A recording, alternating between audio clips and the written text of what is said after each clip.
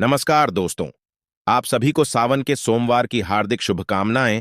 सावन का महीना और भगवान शिव शंकर दोनों के बीच बहुत गहरा रिश्ता है। भगवान विष्णु के सो जाने के बाद सावन मास में भोलेनाथ सृष्टि के संचालन का कार्य देखते हैं। शिव भक्त सावन मास में आने वाले प्रत्येक सोमवार के दिन उपवास रखते हैं। सावन में शंकर भगवान की सच्चे मन से पूजा करने पर कई गुना लाभ मिलता है। आज मैं आप सभी के समक्ष सोमवार के दिन भगवान शिव की कथा प्रस्तुत कर रहा हूं। आइए शुरू करते हैं। तो बोलिए, शिव शंकर भगवान की जय। पुरानी समय की बात है। एक नगर में एक साहूकार रहता था। उसके घर में के धन धान्य या की कोई कमी नहीं थी, परंतु उसकी कोई संतान नहीं थी, जिस कारण वह बहुत दुखी था।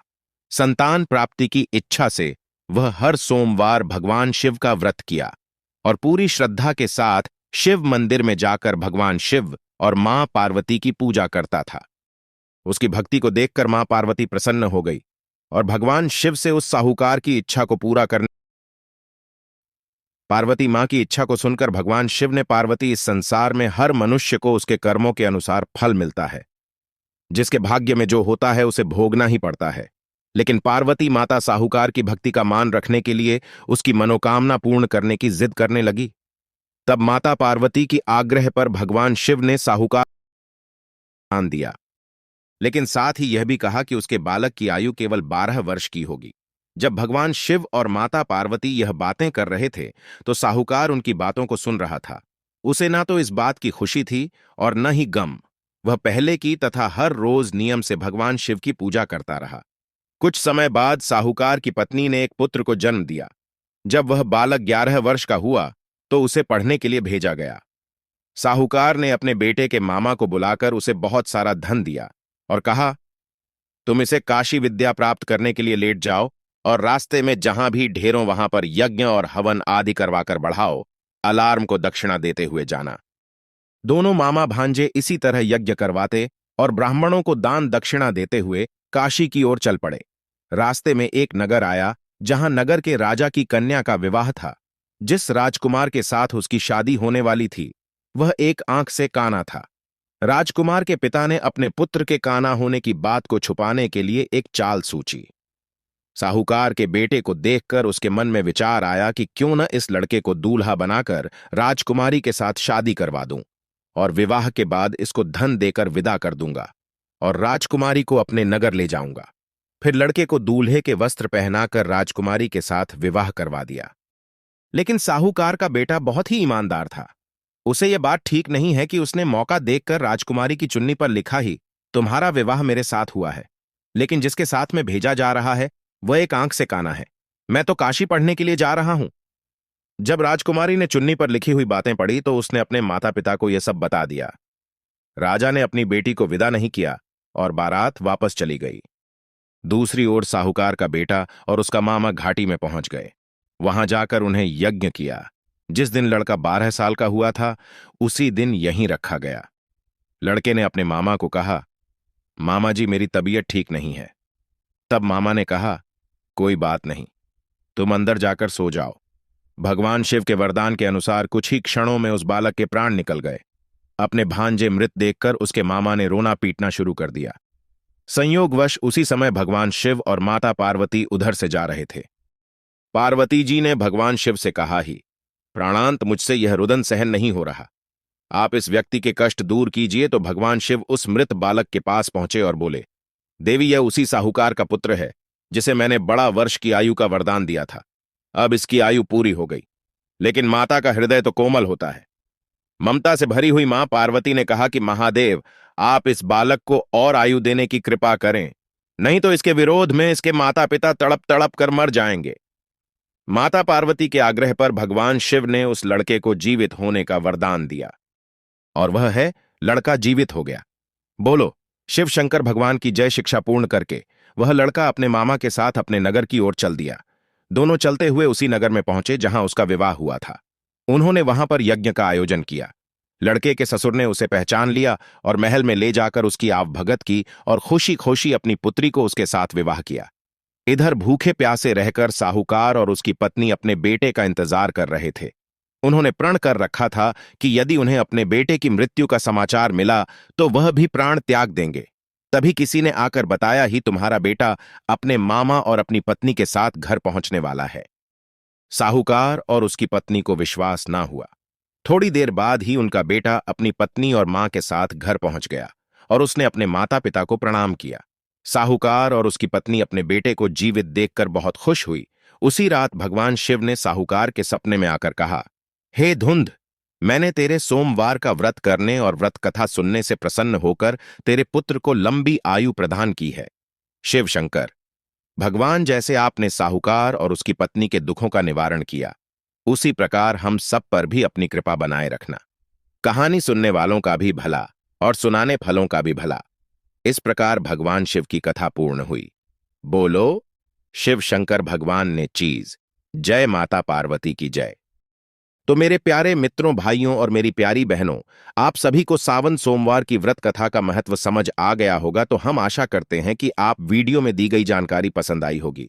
वीडियो अच्छी लगी हो तो वीडियो को लाइक करेगा, अपने दोस्तों के साथ शेयर करेगा, और अगर आपने अभी तक चैनल को सब्सक्राइब नहीं किया है तो प्लीज चैनल को सब्सक्राइब करके बेल आइकन जरूर दबाएं, ताकि ऐसे ही और ज्ञानवर्धक कथा और जानकारी आपको मिलती रहे। दोस्तों, नाग पंचमी की कथा सुनने से पहले हमारे चैनल को सब्सक्राइब करके बेल आइकॉन जरूर दबाइएगा।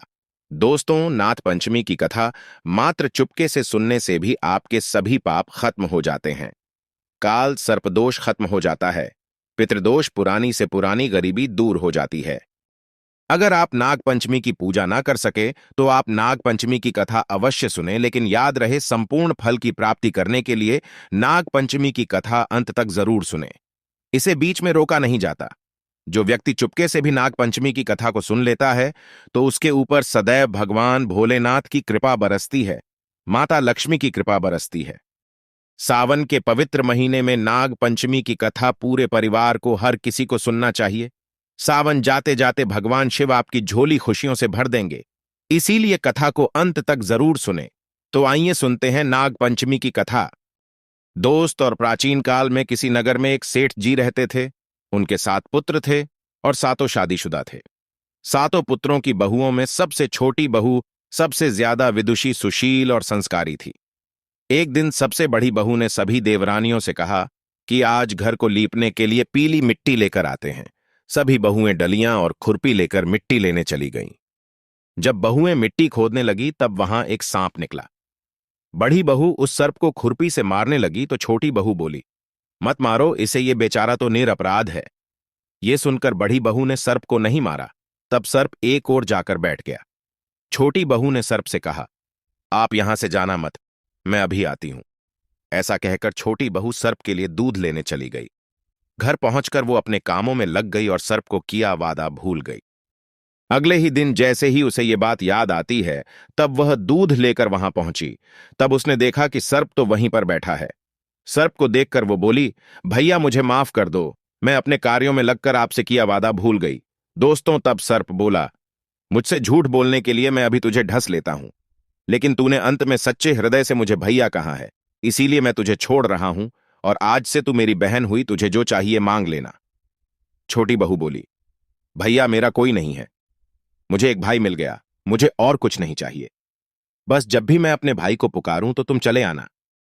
कुछ दिनों बाद सावन के महीने में सेठ जी की सभी बहुएं अपने अपने पीहर जाने लगीं और छोटी बहू से बोली, तेरा तो कोई पीहर नहीं है, तू कहां जाएगी? ये सुनकर छोटी बहू बहुत रोई। तभी वो सर्प एक मनुष्य का रूप धारण करके उसके घर आया और बोला, मेरी बहन को भेज दो। तब सबने कहा, इसका तो कोई भाई नहीं है। तो वो बोला, मैं दूर के रिश्ते का भाई लगता हूं। इस तरह विश्वास दिलाने पर घर के लोगों ने छोटी बहू को उसके साथ भेज दिया। दोस्तों, रास्ते में उसने छोटी बहू को बताया, बहन मैं तुम्हारा भाई सर्प हूं और तुम्हें अपने साथ अपने घर नागलोक ले जाने आया हूं। तुम डरना मत, तुम मेरी पूंछ पकड़ लो। छोटी बहू ने सर्प के कहे अनुसार किया। जैसे ही वो नागलोक पहुंचे, नागलोक के धन ऐश्वर्य को देखकर छोटी बहू चकित रह गई। सर्प उसे अपनी माता के पास में ले गया और बोला, माता, ये मेरी बहन है, इसने मेरी जान बचाई थी और ये कुछ दिन हमारे साथ रहने आई है। दोस्तों, सर्प की माता ने छोटी बहू को गले से लगा लिया। अब वो वहां खुशी खुशी रहने लगी। वहां शेष नाग के बहुत छोटे छोटे बच्चे जन्मे हुए थे। वो रोज देखती कि मां सभी को रोज दूध ठंडा करके घंटी बजाती। घंटी की आवाज सुनकर सभी बच्चे वहां आकर दूध पी लेते थे। एक दिन वो मां से बोली, माँ, आज मैं दूध ठंडा कर देती हूं। अभी दूध ठंडा भी नहीं हुआ था कि उसने जल्दबाजी में घंटी बजा दी और घंटी की आवाज सुनकर छोटे छोटे सांप दौड़ पड़े। दूध पीते ही कईयों के फन जल गए। सभी सर्प बोले, हम इसे डसेंगे, परंतु मां के समझाने पर बच्चे मान गए। दोस्तों, तब उसके भाई सर्प ने और उसकी मां ने छोटी बहू को हीरे, मोती और जवाहरात देकर उसे विदा कर दिया। इतनी सारी धन दौलत देखकर बड़ी बहू बोली, भाई ने इतनी सारी दौलत दी है तो इसे झाड़ने के लिए एक सोने की झाड़ू भी दे देता। ये सुनकर सर्प ने सोने की झाड़ू भी लाकर दे दी और उसकी मां की तरफ से हीरे, मोती और मणियों का एक अद्भुत हार भी दिया। उस हार की प्रशंसा सारे नगर में होने लगी। दोस्तों, जब यह प्रशंसा नगर की रानी ने सुनी तो उस हार को पहनने की इच्छा उसने राजा को बताई। राजा ने तुरंत अपने सैनिकों को वो हार लेने भेज दिया। राजा के डर से सेठ जी ने छोटी बहू का हार सैनिकों को दे दिया। इस बात से छोटी बहू बहुत दुखी हुई और अपने भाई सर्प को याद करके उसे सारी बात बताई। सर्प बोला, बहन, तुम दुखी मत हो, राजा खुद तुम्हें वो हार लौटाने आएंगे। रानी ने जैसे ही वो हार पहना, वो हार सर्प बन गया और रानी ने डर कर वो हार फेंक दिया। ये देखकर राजा ने छोटी बहू को उपस्थित होने का आदेश दिया। सेठ जी स्वयं छोटी बहू को लेकर गए। राजा ने छोटी बहू से पूछा, तूने क्या काला जादू किया है? छोटी बहू बोली, राजन, मुझे क्षमा कीजिए, ये हार ऐसा ही है। ये हार मुझे मेरे भाई ने दिया है। इतनी देर में वो नाग वहां पर प्रकट हो गया। नाग बोला, ये मेरी बहन है और ये हार मैंने इसे दिया है। ये देखकर सभी लोगों ने नाग देवता को प्रणाम किया, क्योंकि उस दिन पंचमी तिथि थी, इसीलिए उस दिन से नाग पंचमी का त्योहार मनाया जाता है। दोस्तों, तभी से सभी स्त्रियां सर्प को अपना भाई मानकर उसकी पूजा करती हैं। शास्त्रों में बताया जाता है कि सावन के पवित्र महीने में नाग पंचमी के पावन पर्व पर नाग देवता को गाय का कच्चा दूध अवश्य अर्पित करना चाहिए। इस दिन नागों के राजा साक्षात आपको वरदान देते हैं। काल सर्प दोष समाप्त हो जाता है, पितृदोष दूर हो जाता है। नाग पंचमी पर नाग देवता के दर्शन करना बहुत ही शुभ और मंगलकारी माना जाता है। सच्चे दिल से कमेंट बॉक्स में लिखे नाग देवता की जय हो, ओम नम शिवाय, एक लाइक तो बनता है।